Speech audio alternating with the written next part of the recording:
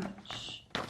And I will be calling to order this joint meeting of Glendale City Council and Glendale Housing Authority for August 17th, 2021 at 3:05 p.m. May we have roll call, please, for council? Councilmember Agajanian. Present. Brotman. Here. Kasakian. Here. Najarian. Here. And Mayor Devine. Here. For housing? Authority Member Ajinian. Present. Agajanian. Present. Brotman. Here. Devine. Here. Najarian. Here. Barazian. Here. And Chair Kasakian. Here.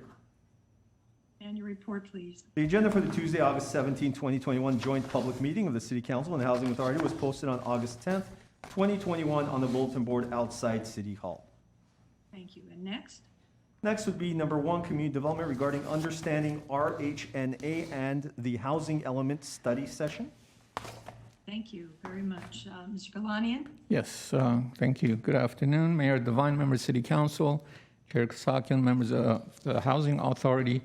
This is a very important topic in which the community has shown a great interest.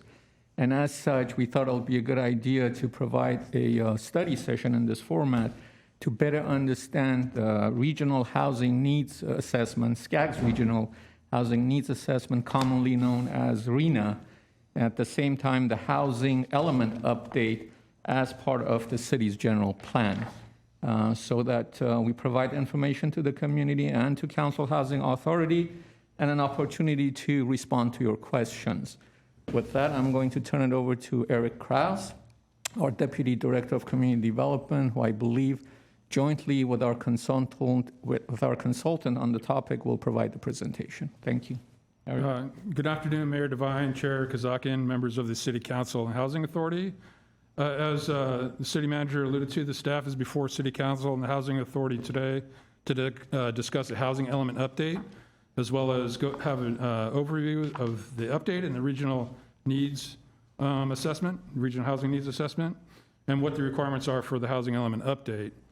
Today's discussion will allow for City Council and Housing Authority input, in addition to providing an opportunity for the public to provide their input as well. At this time, I would like to introduce Amanda Tropino, is a principal with the De Novo Planning Group, who was hired by the city to assist with the housing element update. Thank you. Great, thank you, Eric. As Eric had mentioned, my name is Amanda Tropiano. I am a principal with De Novo Planning Group, and we specialize in preparing housing elements and general plan updates for agencies across the state of California. Really excited to be working with the city of Glendale on this important project. I have a brief presentation, and then we'll be available to answer any questions you may have on this process. So as most of you are likely familiar, the state of California requires every jurisdiction in the state, every city and county, to prepare a housing element. A housing element is one chapter of a city or county's general plan. Unlike other elements of the general plan, the state provides a predefined timeline for updating your housing element. Housing elements in general must be updated every 8 years. The state also sets regional growth projections and plays a role in reviewing and certifying housing elements. This is unique and not applicable to the other components of your general plan. Between the state and the city of Glendale is the Southern California Association of Governments, or SCAG. SCAG serves as your metropolitan planning organization and acts as a liaison between the state's housing growth projections and those growth projections occurring at the regional level. SCAG includes 197 jurisdictions, and they take an allocation of regional housing growth provided by the state of California and distributes it to its member agencies. Member agencies of SCAG have a target due date of submitting their housing element by October 15th, 2021. However, the state has provided a 120-day grace period for adoption of each agency's housing element. That would be by February 15th of 2022, in order to remain on the predetermined 8-year update cycle. Additionally, SCAG ensures that the regional housing growth projections are consistent with other regional plans and programs like the RTP, in which the housing element needs to be consistent. Next slide. So how is the Regional Housing Needs Assessment, or your RHNA, determined? So every 8 years, the State Department of Housing and Community Development estimates the regional growth that each metropolitan planning area needs to plan for. And they look at a variety of factors, including income levels. This Regional Housing Needs Assessment is what we call your RHNA.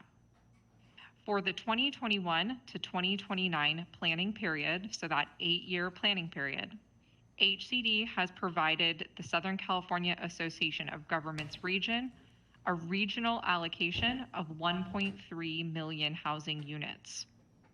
SCAG then develops a methodology that's reviewed and approved by the state of California to allocate those regional units amongst its member agencies. As a result of the inputs to SCAG's methodology for this planning period, the city of Glendale received a relatively large allocation of regional housing growth, particularly due to SCAG's inclusion of specific factors such as proximity to transportation corridors and employment centers. Next slide. So for the 2021 to 2029 planning period, the city of Glendale received a RHNA of 13,425 units. This is broken down by 4 specified income levels, including very low income units, which represent earning 50% of the area median income.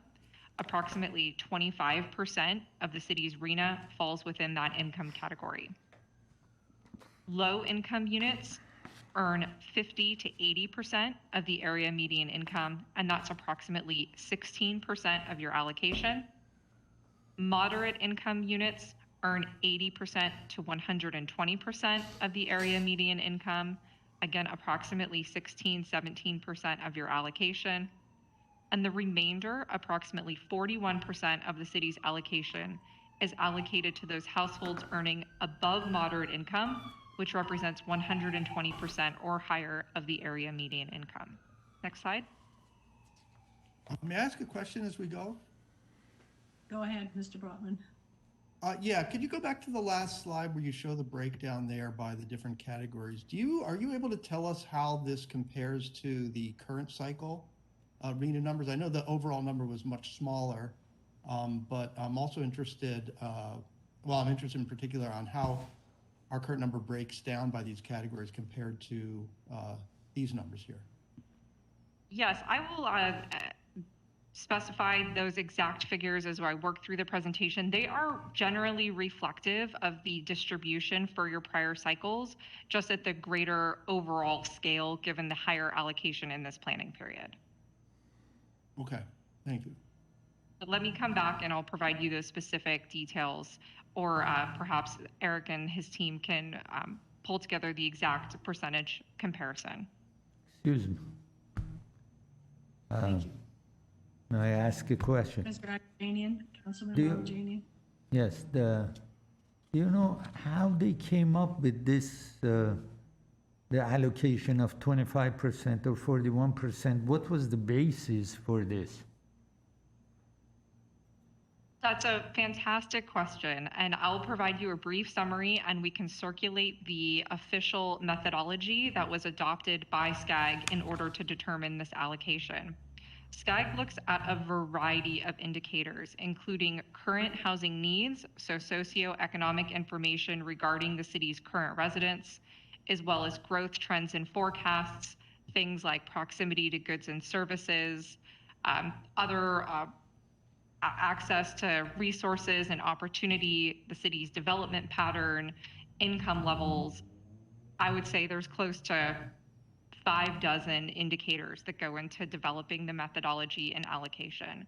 It is applied to all jurisdictions within the SCAG region, so all 197 agencies were allocated their RHNA based on a common methodology, and for this planning period, those factors calibrated to this distribution for Glendale.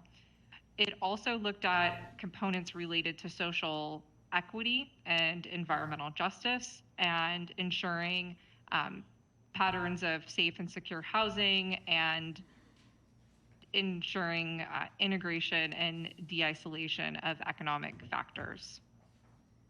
Okay, thank you.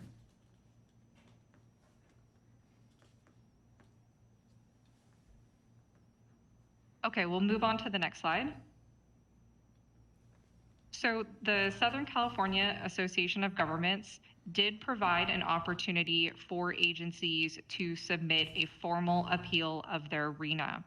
However, SCAG adopted a very narrow defined appeal process for the types of appeals that would be qualified to be considered by SCAG. In particular, the RENA allocation methodology we just discussed was not a basis for an agency's appeal of its RENA. The methodology was reviewed and approved by the state of California and not a basic foundation for appealing an agency's allocation. Additionally, a city's existing general plan or zoning designations were not a basis for an agency's appeal.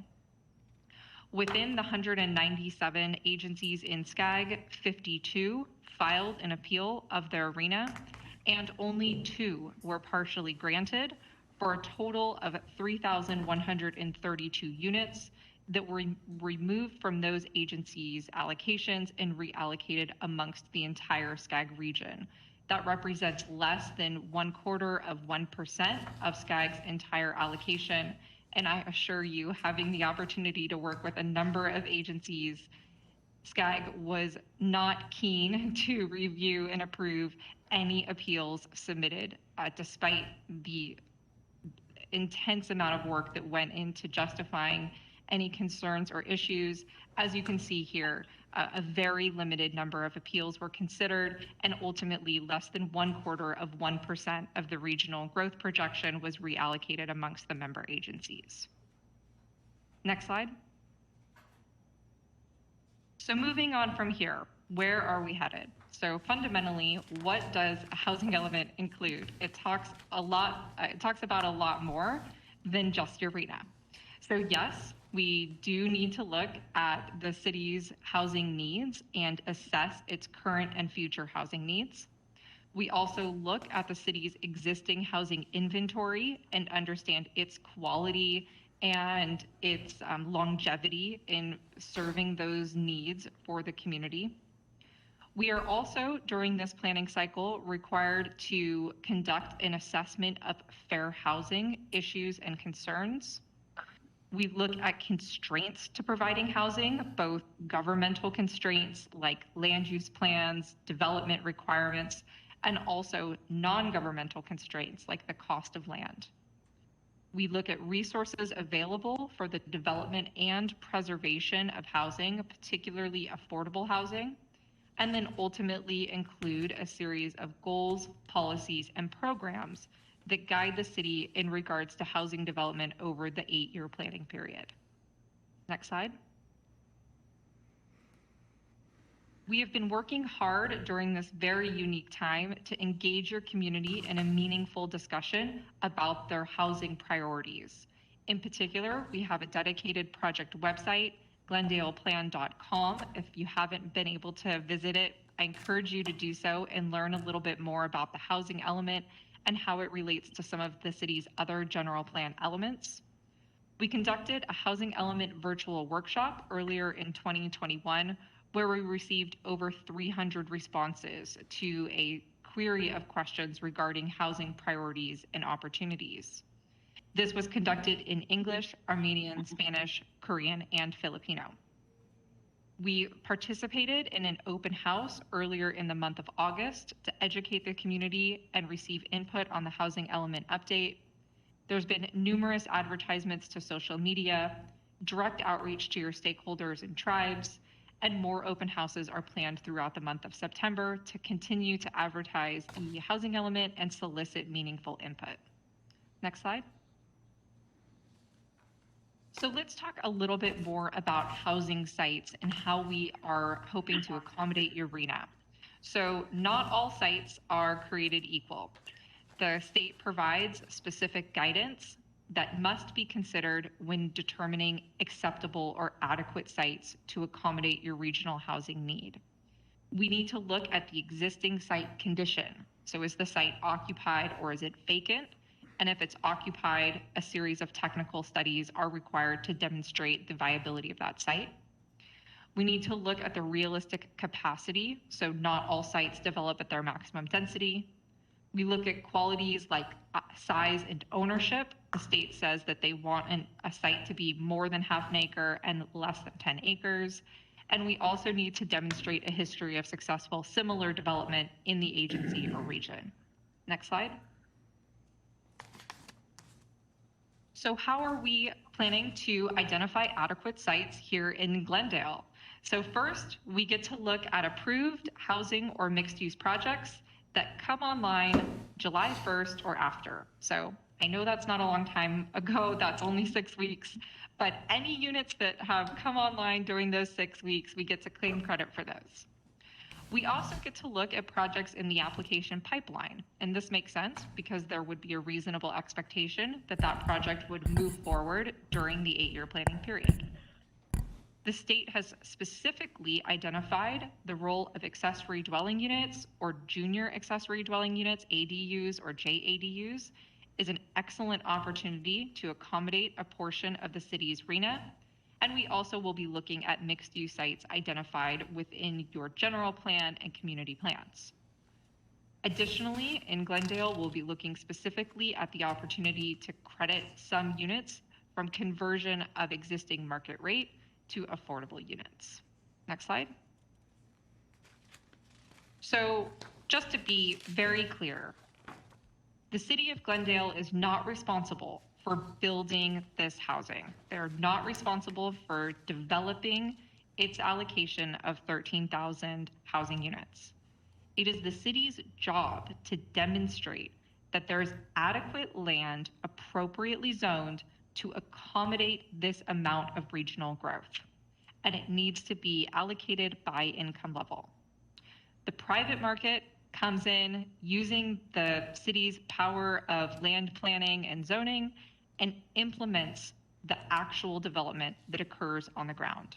But it is the city's job to set the stage for that growth and allow private developers affordable and market rate to develop projects in line with the market during the planning period. Next slide. So far, we have been hard at work at, again, connecting with your community to understand key priorities, issues, and challenges facing housing in Glendale. In terms of producing the actual housing element, we have drafted and reviewed with staff the introduction section, a review of the city's past accomplishments, and preparation of the housing needs assessment. We're here today to share additional information on the site inventory, which we'll be continuing to work on through the month of August, preparing and reviewing the housing elements constraints chapter, and then using that information to develop the goals, policies, and programs that help support the city's housing goals. We'll be preparing a draft housing element that will be circulated for public review and shared with your Planning Commission and City Council, and then reviewed and commented on by the State Department of Housing and Community Development, or HCD. Again, the city must adopt an updated housing element no later than February 15th, 2022, in accordance with state law to stay on the 8-year update cycle. Next slide. That concludes my presentation. I expect that you have questions for me. I'm happy to answer them and work with yourselves and your excellent staff to get you the answers that you need in regards to your housing element update. Madam Mayor? Okay, Councilmember Kasakian. Thank you. So my question is, what happens if we don't have this update? Excuse me. Is there a city attorney on the line? I could answer that, but I haven't. Yeah, I want to know what the carrot and the stick are. I'll take a stab at it. Chair Kazakian, members of City Council and Housing Authority. So if we don't adopt the housing element in time, you essentially then have to update your element every 4 years rather than an 8-year cycle. So you'd have to, update it, it would be good for that 4 years, and then in 4 years, you'd have to update it once again if you don't get it completed on time. In addition, I would note, Councilmember Kasakian, members of council, there are other some sticks and some carrots associated with state law. For example, often with the housing grants and other grants, transportation grants that we receive, one of the criteria to be eligible for that is a certified housing element. And also, there are constantly discussions at the state legislative level to put additional enforcement mechanisms in state law for jurisdictions that do not have a valid housing element. So there's a potential of losing out on grant funding related to housing and transportation. Among others. And I don't know if either staff or a consultant have any other additional examples, but yeah, those are the primary tools that have been used in the past to require enforcement or in addition to allowing the city to be competitive on grants and funding opportunities, there are several sticks that the state has released for this planning cycle. In prior cycles, the state encouraged local agencies to act in good faith to accommodate their arena at the various income levels identified. For this cycle, the city should be aware that the state is actively reviewing and enforcing the preparation and adoption of your housing element and the state's review and certification. Yes, remaining on the 8-year cycle is extraordinarily beneficial. It allows the city to plan for a longer planning period and only go through this excruciating process every 8 years instead of every 4. But additionally, the city is required by statute to adopt and certify a housing element that demonstrates your ability to accommodate the RHNA at all income levels. And the penalty for not completing that, those penalties have become much more severe. And again, I think that would be a discussion primarily to be had with staff and your city attorney, but I understand that those escalate all the way up to loss of local control and ability to review, approve, or deny projects. So we're here to definitely advocate that we remain on the 8-year cycle and that we prepare and adopt a housing element no later than February 15th, 2022 to remain competitive for those programs and just keep the city on the right foot moving forward. Sure. I appreciate, by the way, the report, I think it's important for everyone in Glendale who can, it's not a very long report. I urge everyone who is interested in this issue, who has questions about the development and what has transpired in the city in terms of construction and development, to read this, to get a better understanding of some of the thought process of, I suppose, previous councils and staff and how things were spread out. But, and I appreciate that answer.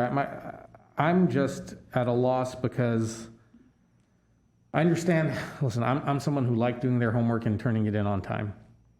I don't want to necessarily go against the authorities, but there comes a point where you have to draw a line and say, what if we don't? You know, there was an article in 2017 in the LA Times, California lawmakers have tried for 50 years to fix the state's housing crisis. Here's why they failed. It ran on June 29, 2017. If anyone wants to look it up online, Liam Dillon was the reporter who wrote it. At the end of that article, there's a calculator for cities in LA County. You can type in your city's name and see where you stood in terms of construction of units. Glendale had met its obligations 100%. In fact, it had built more units than it was obligated to build for that housing assessment period or housing need period. And when you compare it to Burbank, they had only built 25% of what they needed. Pasadena had fallen short by just 7%, but 93%. I didn't even bother looking up at what La Cañada and some of the other communities around Los Angeles County had done, but I can assure you that, you know, it's not fair if we've done our homework and we turned it in on time and other people didn't, that we now have to be saddled with this. And so that's why I ask, what is the stick? What is the state going to require us to do? I can't look at members in this community who have already hit a wall in terms of their tolerance for the development and type of development and every other. I mean, you just talk about, well, we'll lose control. We've already lost control on a number of things. So at what point do we say enough is enough?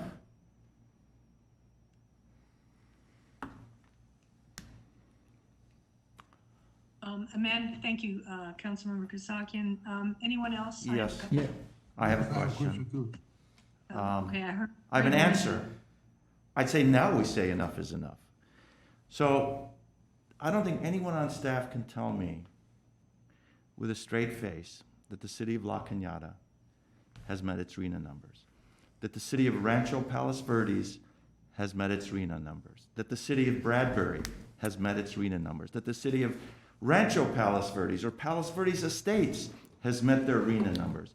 And I'm sure, I don't know how updated that little calculator is, I'm sure there are tens of cities that have not met it.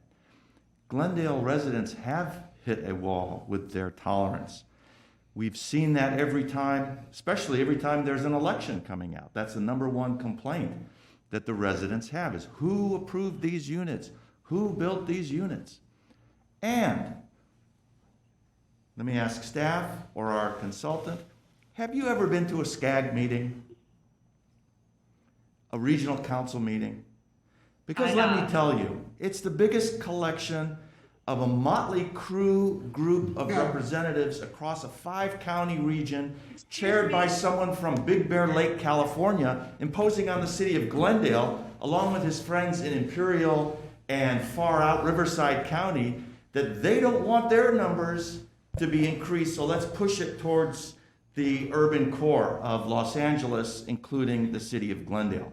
That in and of itself is offensive when an organization like that, and not only do they influence their friends, but they influence the staff that prepares that report because they are the ones who are chairing, who are leading that agency. It's just a big circus, I gotta tell you. And I think there was some pushback from some of the LA-based cities about the allocation of these numbers. I'm not talking about the very low income, moderate income allocation. I'm talking about pushing those marbles out to us. Why? Because, you've got a railroad line coming through your city, and you've got not one, not two, not three, you've got 4 freeways coming through Glendale. So what better place to build housing in a city that already has 4 freeways? So not to mention that we are already impacted by urban growth, we're paying an additional price by being burdened with more than our fair share of housing.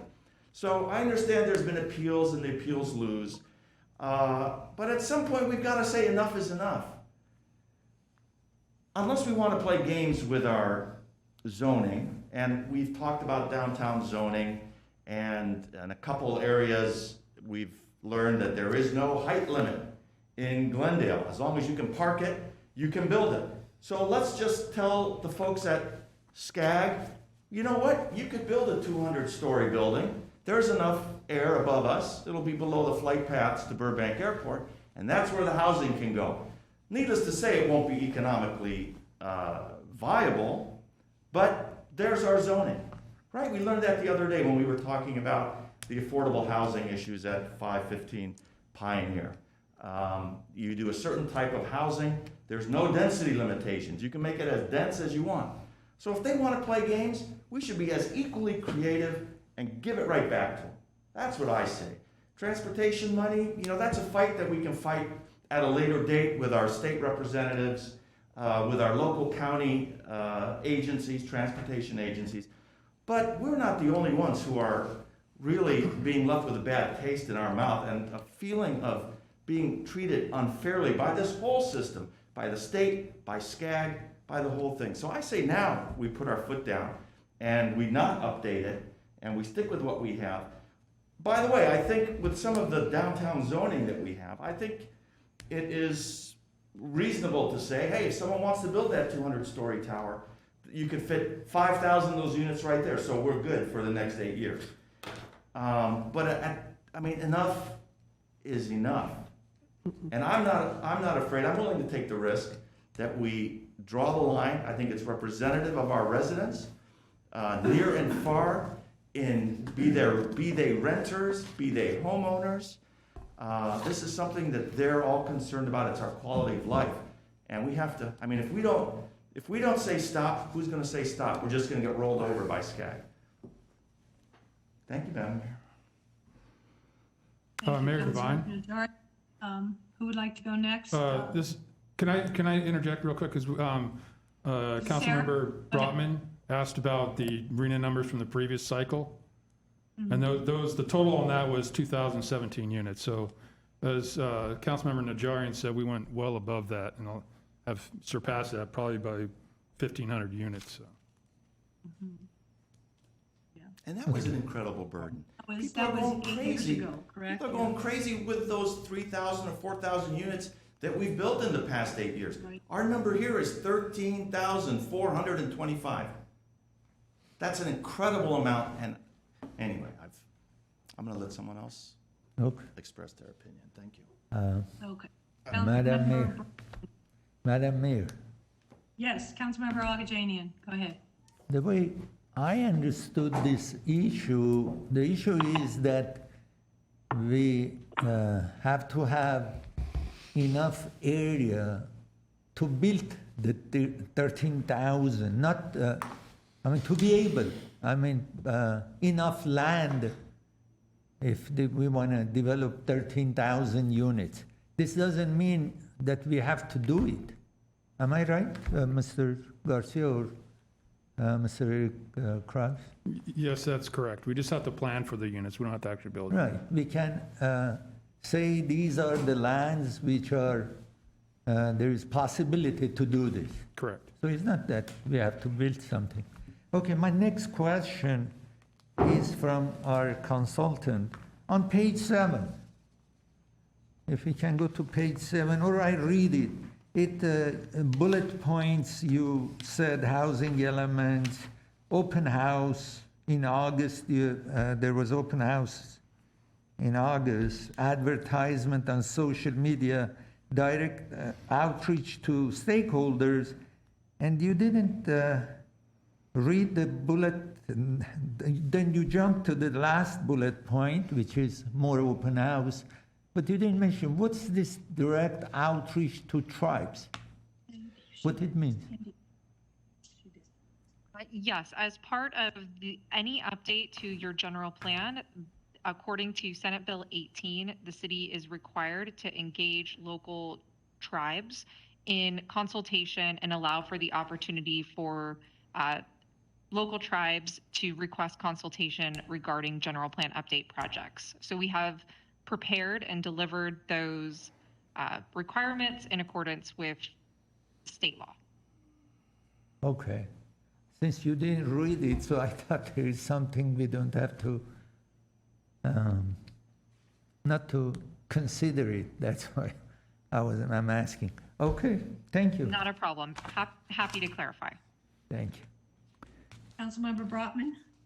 Yeah, back to my question. My question wasn't the number of units in the current cycle. I knew that number. The question is how it is distributed according to these affordability categories. And related to that is so we go through this process, we demonstrate, we have, the parcels that can accommodate our housing need. But how do we demonstrate that they can accommodate it affordably? I mean, that I don't understand, because in most cases, making affordability happen requires sometimes very large subsidies, right? So can you connect the dots on that for me? Sure. So I'll discuss the affordability level, and then if I'm understanding your query correctly, perhaps Eric and Kristen can look into it. You're looking specifically for the distribution by the affordability level for the prior planning period. Yeah, I was just curious whether that has shifted a lot, because I see 41% market rate and roughly almost 60% affordable with a 25% at the very low level. I'm wondering if that's what we were looking at in the last cycle. I understand the numbers are all much smaller, but I'm wondering if there's been a shift to say now we need a larger proportion of very low to meet to workforce to market rate.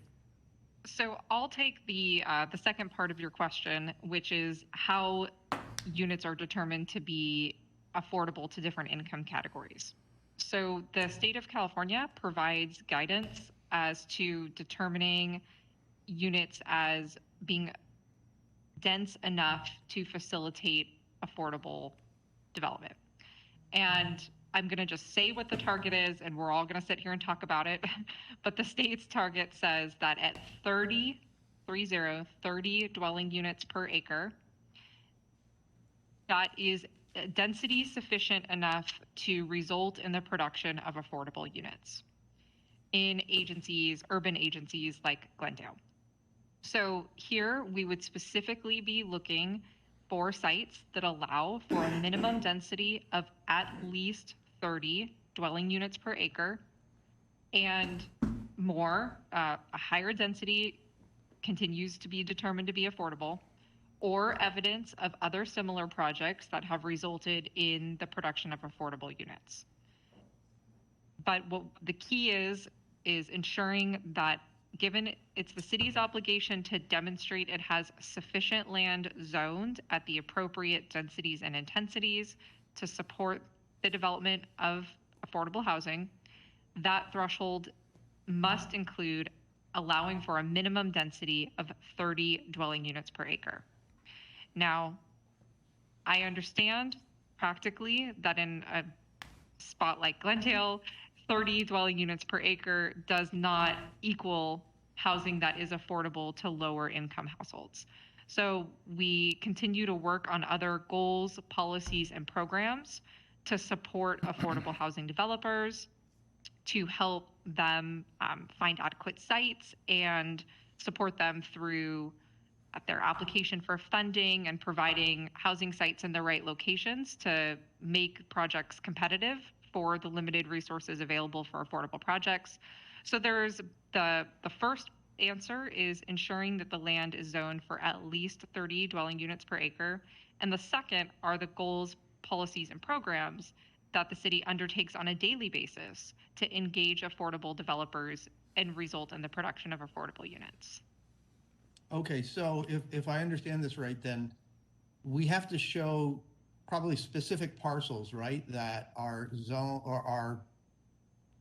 zoned such that we can create this level of density. And if we do that, we don't necessarily get penalized if the affordable housing isn't built. Exactly. Absolutely. Because obviously, I mean, we've been doing a very good job, I'm sure better than almost any other agency, in setting aside taxpayer dollars to subsidize the production of affordable housing. But there's no guarantee that we can continue to do that. Just financially, there's no guarantee we can continue to do that. So, okay, so this isn't requiring us to put our hand in our pocket or our taxpayers' pocket and continue to fund this. Okay. The other question I have generally is, I know that with the new housing law, there's HCD has kind of cranked up the lever a little tighter in saying agencies need not only to show that it's possible to build this amount of housing, but that it's probable. And I know LA is doing work with the Turner Center out of Berkeley and doing a whole bunch of statistical probability analysis to show that they have enough sites where it's not only theoretically possible, but it's likely to happen. Now, it's kind of, my understanding is we don't really know how hard HCD is going to come down on agencies to hold their feet to the fire on that. I'm wondering what your thoughts are on that, and also to what extent does Glendale's good behavior in the past, and like everybody has said, our last the current cycle, our number was 2017, and last I looked, we had produced over 3,500 mostly market rate, but now we have programs that are potentially converting that into middle market, into a workforce.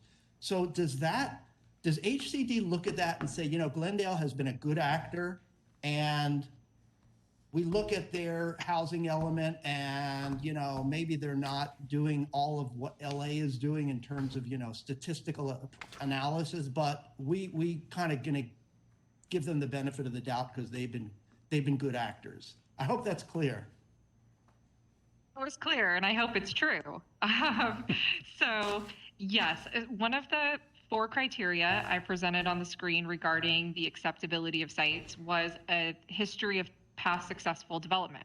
So one of the pieces of evidence that we use in your housing element to demonstrate the city's ability to accommodate its RHNA is your successful history of past development. So absolutely, you are in a very favorable position, and that the city of Glendale has been an active partner in developing housing at all income levels during the past planning period. So yes, that absolutely works in your favor. Regarding the technical analysis that you described that other agencies are undertaking to determine the feasibility and redevelopment of occupied sites, that is, as you described, an open question. We do have some preview from HCD in regards to their comment letters for other agencies in other metropolitan planning organizations, so not in SCAG, but maybe in Sandag or in Northern California, that are a little ahead of the SCAG region in preparing their newest housing element. So we are starting to get some additional clarification and guidance from the state regarding the type of technical analysis that's required to support that assessment. And yes, you are right. There is a new component in this housing element update to not only determine the theoretical capacity, but the feasible capacity. And we are looking forward to using evidence of past projects in Glendale to demonstrate that these densities are achievable, that these affordability levels are achievable, and that it is feasible and realistic to think that this development could be accommodated on your site's zoned for residential or mixed-use development. Okay, so it's our past good behavior will come to benefit us, even though I mean, we all share this frustration, but it could be worse. I think if we had not demonstrated our commitment in the past, I think we would be held to an even higher standard now. That's my understanding. An even higher standard of showing in excess. I mean, you know, the ability to produce a number even more than 13,500 in order to kind of ultimately arrive at a 13,500 number. So, yeah, okay, thank you very much. Thank you, Councilman Broadbent. Mr. Jinian. Yeah, you know, basically, I'm very much familiar with what's going on, and I understand our city has a good bill of health as far as housing is concerned, you know. And Councilman Broadbent, and in light of Councilman Najarian's comments, I just want to know, do you have any idea, Ms. Tropiano, what is the matrix that's used in this methodology? You know, can you enlighten us with this methodology a little bit, just so we can understand what kind of matrix is this? In accommodating the city of Glendale's RHNA, or the methodology that was used to determine your allocation? That's exactly true. The methodology that's used to determine our allocation. Because I'm only talking for my city. Yeah, so it's not as simple as a matrix. What I would suggest is perhaps we could circulate the methodology report that was reviewed and approved. It's quite detailed and would be able to answer those questions. Again, the types of indicators that were considered in developing the methodology: proximity to transit services, existing jobs centers, your existing housing needs. So looking at things like overcrowding or over cost burden that would demonstrate that additional housing would be needed at the local level, proximity to goods and services, levels of areas of opportunity or patterns of isolation or segregation. Those were all components of the methodology that was used to determine the allocation. Thank you. Very good. All right, thank Phone you. calls. I have a couple questions, and I'll get back to my colleagues. How are you going to, how do you acquire all the assessment data that you're talking about in this, in the planning element? Yes, so we primarily rely on Department of Finance or census information. There are also a number of other local sources that assemble and distribute information. SCAG also attempted to assist agencies by preparing a pre-certified set of data used in the assessment section of the housing element that has already been reviewed and passed approval through the state of California regarding the data sources used to demonstrate that assessment. So we rely on that material where it's applicable for the needs assessment and supplement it with other vetted and high quality data sources to round out those assessment requirements. Okay, and you know, we just received the census data, and then this methodology was done right before it comes out, and so it seems like it's kind of putting the horse before the cart. Do you agree with that? Cart. Or the cart before the horse? Periodically, yes, periodically, we do run into a situation where we have determined a planning period using a set of information and new information is available as they so align. And that's the situation we're in. However, what we plan on doing is validating some of the key findings or inputs that influence our planning process and fact checking them against the most recently available data to determine if there has been significant trends or shifts. It is our expectation, and we've received guidance from the state of California, that we can continue forward using the prior available information. We don't rely only on decennial data. We look at the average of various shorter years. So typically, our data in the needs assessment relies on the average American Community Survey information developed through the U.S. Census for the years 2015 through 2019. So we're not looking at data that's 10 years old. We are looking at more current, modern data, and then again, validating that against other annual sources like the Department of Finance to ensure that those continue to be true indicators of what's happening in Glendale. Okay. I just want to say that, you know, there was a time when these numbers came out and our mandate was given to us that the ADUs were not even going to be counted. And that was that was a point that made, I think, a lot of people even angrier, because we're trying hard to accommodate the ADU bill, and here we are, we're not going to be able to count it. So that's a good thing right now. I feel like what we're doing is putting forth a good faith effort to the state that we're going to do our best to get this, to demonstrate our effort to provide the zoning, et cetera. But I think we're ahead of the game because we have two large projects coming, affordable housing projects. We do have the conversion of Brio and another one to workforce housing, all the ADUs that we are producing. So as of July 1st, we have a good head start on these numbers. And so the other thing is that we've also heard, and they've mentioned at SCAG several times, that the state is going to fine those cities that are not cooperating.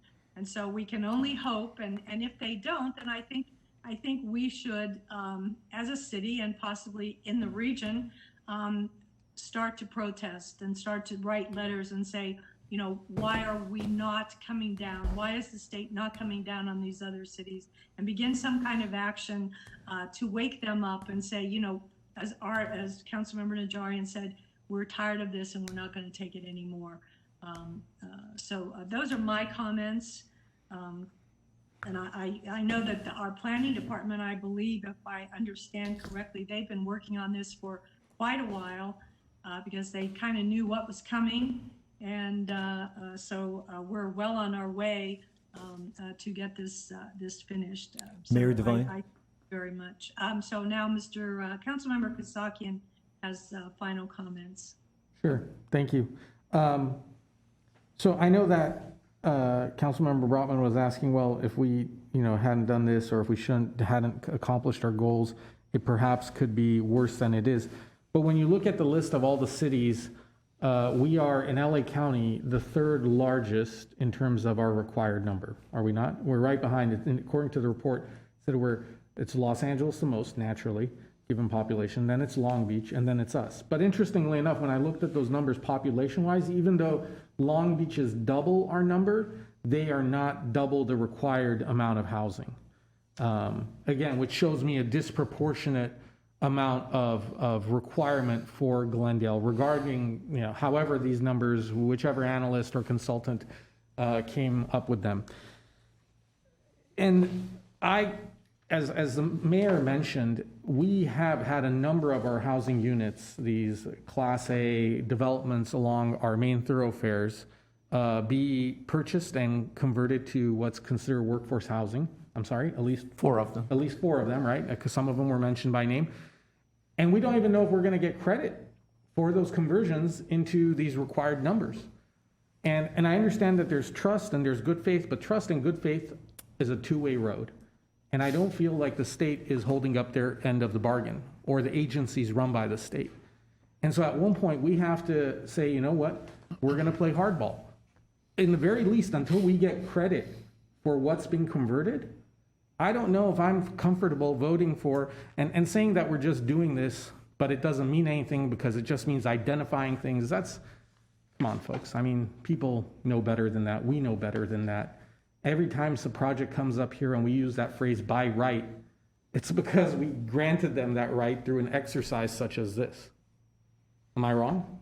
I mean, it is essentially what we're here to do. And I've said this time and again, I feel like we're in a raft, going down the rapids, and we're trying to just control and steer a little bit and avoid hitting and getting crashed and dashed upon the rocks. But we've done our part. I mean, one of the things that I'm thinking of is, how do we Brexit SCAG?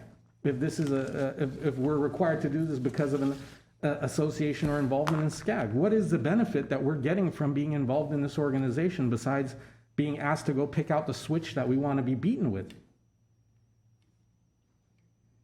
I knew I threw a lot of analogies there at once, but I mean, I'm essentially voicing, this isn't my frustrations, this is the frustrations that our residents are also expressing to all of us. So I'm fine with not supporting this and taking the risk of going to a 4-year or coming up with a plan in 4 years and seeing what happens in 4 years. A lot can change in politics in a couple of years, and I'd like to see where Sacramento lands on this after they hear from us and a bunch of other entities. Madam Mayor and Chair Kasakian, I do have a caller on the line. Okay, I'd like to follow up with Amanda on one statement that Councilmember Kasakian made. I thought that conversion to workforce housing was on the list, your list of what we would get credit for, Amanda.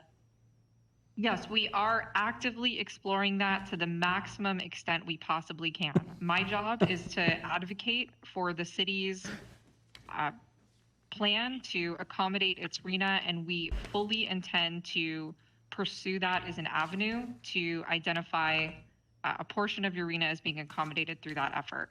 We will work diligently to provide the evidence and justification required to get that reviewed and approved. Are the ADUs now approved? Yes, ADUs are explicitly approved as an opportunity to accommodate a portion of your city's RENA. The state has provided a safe harbor methodology that requires no further justification. That's generally an average of the production of your past 3 years. However, with new programs, incentives, education campaigns, activities, you could even accelerate the expectation for those units. So for example, in Glendale, the average production of the prior 3 years would be resulting in approximately 1,272 units for the future planning period, or approximately 10% of your overall RENA could be accommodated at a minimum through accessory dwelling units, and perhaps even more with those additional policies and programs. Mayor Devine, I do have a response to Councilmember Brotman's request for the percentages. Essentially, they come out basically the same. So there's no real change. There might be a 1% change for low income, but it's essentially the same. Oh, And then the legislation you're referring to, Mayor Devine, it's Yes. Assembly Bill 787, yes? and that was included in the staff report in terms of whether or not we can count converted units. And that's moving its way through state legislature right now. Oh, okay, all right, moving its way through. All right, Yeah. thank you. Let's take the phone call, Councilmember Brodman, before you do your Well, I'd like last. to clarify what you were the question that was just answered. Okay, On that real quick. I just want to make sure that people understand and that I understand. If we do get credit for those buildings, that 1,400 or so units that are being converted to workforce housing, it's not like we're going to get 1,400 units as if we were building them de novo, right? We're going to be able to reallocate. So our workforce housing number will go down, but our market rate will go up, right? Well, Councilmember I Brodman. just want to understand what Yeah. your expectation is if we get that approved, because that's what I'm thinking. Those already exist. Those units already exist. I can't imagine, I mean, it would be great, but I can't imagine that we would just be given those as if they were newly built, right? That's correct. There would be an in-between determination as to exactly how those are used to demonstrate the city's ability to meet its RENA. So that piece of legislation is currently being circulated and reviewed and commented on, and we hope for further clarification as to how those needs are balanced, as you just described. If there is current market rate housing provided and it's now providing units at a different income level, we still do need to understand the trade-offs associated with those. Okay. all right, I thank just you. didn't want people to be too optimistic about that because I don't think it's as Let's good as take it the phone- sounds. Thank you, Mr. Brodman. Let's take the phone call, please. Mary Lynn Fisher, you have 3 minutes. Go ahead. Thank you. Good afternoon. My name is Mary Lynn Fisher, and I'm the president of the Cresenta Highlands Neighborhood Association. I'd like to preface my question by saying that residents' frustration with the building that has been going on and is contemplated cannot be underestimated. But I'd like to address a topic that I haven't heard covered this afternoon, and that is, for want of a better phrase, taking advantage of the pandemic, finding a silver lining in it, and considering converting the office space, which has been vacated because so many companies are not renewing leases or they're reducing the size of their leases, to consider zoning that office building area for conversion to housing. It's cheaper than building new. It addresses one of the primary obstacles to building housing in our area, which is the expensive land cost. I think this is something worth exploring because, as far as I know, Glendale does have a number of medium-sized, and this is important, medium-aged office buildings that I think might very feasibly be converted to apartments. The advantages are a lot of these buildings are in or near downtown. They already have garages. They have plumbing and air conditioning in place. And I recommend that the city consider using some of the money it has for housing needs to provide incentives to developers to do this. Thank you. Thank you, Ms. Fisher. Mr. Galanian, correct me if I'm wrong, but we have a office conversion in the process right now, not the city, but a developer that is converting an office building on Brand, I believe, to condominiums. Mr. Kasakian might know something about that. Yeah, correct, Madam Mayor. It's actually on Central, and it's near its completion of the conversion. Okay, so that is happening. We don't happen to be buying that property, but it is something that is being done in our city. So we're not unfamiliar with that. Thank you, Ms. Fisher, very much. Okay, any other comments from my colleagues? So, yes, did I hear a? Yeah, I do. I was wondering if Amanda, if you could talk about, because I don't think I heard you talk about the the new fair housing rules and how they impact all of this. Yes, thank you. There is a piece of legislation that was adopted and required to be implemented for housing elements updated starting in 2021, referred to as Assembly Bill 686 or AB 686, which codifies the requirement for agencies in California to assess the affirmatively furthering fair housing measures through the housing element update process. So in the housing element, cities are now required to include an assessment of fair housing issues as they relate to your local jurisdiction and understand how your plan to accommodate future housing growth helps to affirmatively further fair housing and reduce patterns of isolation or segregation. So we will be including an assessment to this effect as part of your housing element and ensuring that the goals, policies, programs, and ultimately your site selection all continue to implement the city's fair housing goals. So there are a number of suggestions that HCD has provided for agencies to consider as appropriate for their local conditions, and we'll be exploring those that are most appropriate for Glendale. Now, we have initiated the outreach in consideration of this by conducting it in multiple languages, ensuring that all economic backgrounds and different income level households are encouraged to participate in the planning process and provide their input through this work effort.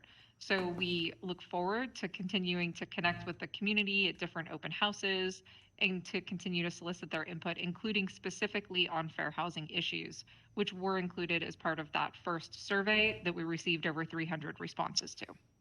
So, but practically speaking, does that mean that we're going to have to find sites for the low income, very low, and all that spread throughout the city? In other words, we're gonna be required to show that they're not clustered. Is that really what the bottom line is? Necessarily. What it is intended to do is to illuminate any potential issues of future concern so that you could include a policy program to ensure that there is not unfair economic displacement, or that other programs and resources may be seeking out some special grant funding or neighborhood improvement projects, that those all occur simultaneously with your site identification. Your accessory dwelling units certainly apply across all of your residential areas. So that in and of itself does an excellent job of helping to integrate communities at different income levels. So ADUs and agencies like Glendale with really active ADU programs, that's a great opportunity to demonstrate the city's commitment to accommodating different housing types throughout different areas or neighborhoods of the community. So it doesn't mean that we have to select sites in a certain way, but it does mean that we need to assess their potential impacts and ensure that programs are included so that the negative impacts can be mitigated to the extent feasible through the planning process. So we hope that between the ADUs and general distribution and identification of sites across the community, that we really can show that the city is committed to, improving the safe and equitable housing options for people of all backgrounds. Okay, thank you. Thank you. Okay, so if there aren't any other comments, then council can just receive this presentation and thank Ms. Tropiano and Eric Kraus for their report, or we can provide direction to the housing element update or an alternative. And I've heard a couple of If I may, Madam Mayor, so the item is a study session for the council to receive a briefing on the housing element law and SCAG process and get some information. I think if council members want to provide some individual feedback, which they have to date, that's something that the staff can take back, but we can't receive direction on specific items related to the housing elements because it's not agendized. Okay, all righty then. Then we thank you for this report. And I hope we all got our questions answered, and we look forward to the completion. Madam Mayor, I of think the- Councilmember Agajanian had a question. Oh, Not sorry. question, comment. Yes, I had a comment. go I ahead. mean, the way I understand this, as I said little bit earlier, is this SCAG, which I never been in any of their meetings. The way I understand is these are opportunity for those kind of having fairly affordable housing. I'm not, because if we read here, this is allows to build buildings, which it says for very low income, under 50% of AMI. AMI in Glendale is approximately 66,000. Under 50,000 of AMI, it's something 33,000, basically monthly income of $2,650. Less than $2,650, they will get like, the chance should be 25.6%. Even if I go to the highest one, which says above moderate income, 120% of AMI is like $75,000. $75,000 is basically $6,250. So $6,250 is not this big income. It's like average household, that's their income. These buildings, if we are giving the opportunity to be made, is to help the people whose salary is under $2,500 and the maximum of $6,250. I said that, yeah, $6,250. This is not like those buildings which on Brand few years ago, 3,000 of them built for those who could afford. These are low income, moderate income, and above moderate income, but as I said, above moderate income of $6,250 of income. So, in my opinion, again, I want to say I have not been in any meeting of the SCAG. What they're trying to do, it might be unfair. Some cities, which has been mentioned by Councilmember Najarian, and I read this also in news articles, that some of the cities, they dumped their problem to like cities of Los Angeles, Glendale, and others. It's more of a not to be restrictive in zoning and rules and regulation, not to come up with such a rules and regulation that they cannot build. But these housing is not this luxury buildings that they're gonna do and the rent will be, or for the people whose income will be 100 or 200,000 or 300,000 of they're gonna have income. So I really don't share that much of the complaint. I think it's not a bad thing. We are trying, or they are trying to create a situation that those who have very low income, which I said under 2,500, and those who are the maximum of $6,250 a month income, to be able to have a place to rent. So that's my comment. I don't see that much of a problem. But anyway, thank you for information, Mr. Kraus. Thank you. Okay, thank you, Councilmember Agajanian. The goal is 1.3 million units in the area and 13,425. So with that, thank you very much, Amanda Tropiano and Eric Kraus, for this information. And what's next, Mr. Ajanian? Next would be adjournment. For council, please. Move Do I have a to motion? adjourn. Is there a motion to adjourn for housing? I move to adjourn. Second? Roll call. Thank you. Roll call for Adjourn. housing. We don't need a roll call for adjournment. Oh, that's right. Okay, thank you. We're adjourned. Thank you. Thank you, Amanda. Thank you, Robert, Laura. Now I will call to order the Glendale City Council meeting for August 17th. May I have roll call, please? Councilmember Agajanian. Present. Brotman. Here. Kasakian. Here. Najarian. Here. Mayor Devine. Here. And what's next, please? One would be closed session, 1A conference with labor negotiators, the city designated negotiators. Attending in closed session are Rubik Galanian, Michael J. Garcia, Jalen Van Meiden, Nat Doyle, John Tuktayan, Silvio Lanzis, and Michelle Flynn. The names of the employee organizations are Glendale City Employees Association, Glendale Management Association, and Glendale Firefighters Association, unrepresented employees, executives, and confidential employees. Thank you. Ms. Garcia, do you expect to report out on this item? We do not, Madam Mayor, and I would note for the record that Amy Martin will be sitting in the closed session for Mr. Doyle. Okay, we are in recess for closed session. Thank you.